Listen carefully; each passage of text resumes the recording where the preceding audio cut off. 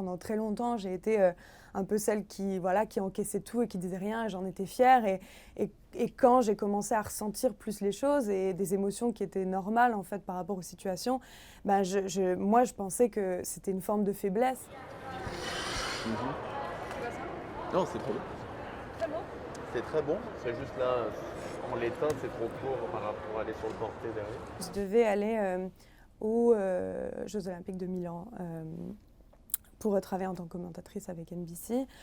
Malheureusement, ils m'ont appelé il y a quelques jours parce que après la mise en demeure de mon ancien partenaire, malheureusement, ils ont changé d'avis. Moi, j'avais commencé à parler avec mon éditrice Ivan en septembre 2024 et à ce moment-là, on avait déjà décidé de la date de parution de mon livre qu'on voulait qu'il sorte pendant un moment où le sport, où le patinage allait être mis en avant pour pouvoir que justement les messages que je pouvais porter dans mon livre et tout ce que j'espérais que ça amène comme changement puisse être écouté vraiment et puisse avoir un impact. Donc voilà.